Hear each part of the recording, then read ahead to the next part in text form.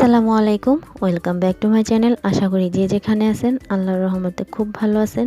আজকে আপনাদের সাথে শেয়ার করব খুবই মজার একটা রেসিপি, সেটা হচ্ছে চান্দা শুটকির ভর্তা। তো আশা করি আমার রেসিপিটা সবার কাছে খুব ভালো লাগবে। আমার এই রেসিপিতে যা যা উপকরণ লাগবে আমি তা নিয়ে নিলাম পরিমাণ অনুযায়ী। আপনারা যদি চান বাড়িয়ে কমিয়ে নিতে পারেন। তো শুটকিগুলোকে আমি প্রথমে পরিষ্কার করে ময়লা ফেলে তারপর হচ্ছে টেলে নেব, টেলে তারপর ধুয়ে নেব। তো আমি ভাজার আগে ধুইনি, ভেজে তারপর ধুয়ে নিছি। তো এখন হচ্ছে পেঁয়াজ আর হচ্ছে রসুনটা ভালো করে টেলে নিব, তারপর টেলে নিব হচ্ছে মরিচ।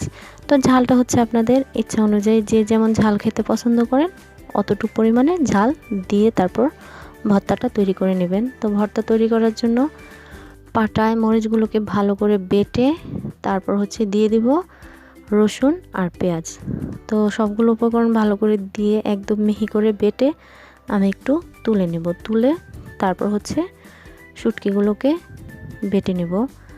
তো আমার মরিচ পেঁয়াজ রসুন বাটা হয়ে গেছে। এখন শুটকিগুলোকে একদমই মিহি করে বেটে নিতে হবে যেন কাটা না থাকে। আর যখন ভর্তাটা তৈরি করবেন খুবই সাবধানে করবেন যাতে হাতে কাটা না ঢোকে। তো একদম মিহি করে করতে হবে। তো এই তো শুটকিগুলো বাটা হয়ে গেছে, তুলে রাখা মরিচ পেঁয়াজ এখন শুটকির সাথে ভালো করে মিশিয়ে তারপর দিয়ে দিব হচ্ছে স্বাদ মতো লবণ। তো আমি শুরুতে লবণটা দেইনি, আমি শেষে লবণটা দিয়ে তারপর হচ্ছে ভর্তাটা তৈরি করছি। তো আশা করি এই রেসিপিটা প্রত্যেকের কাছে কিছুটা হলেও ভালো লাগছে। তো এই ভর্তাটা যদি আপনারা গরম গরম ভাতের সাথে খান খুবই ভালো লাগবে। আর পাটায় একটু ভাত মেখে খেলে অসম্ভব মজা লাগে। আপনারা একবার ট্রাই করবেন, আশা করি খুবই ভালো লাগবে।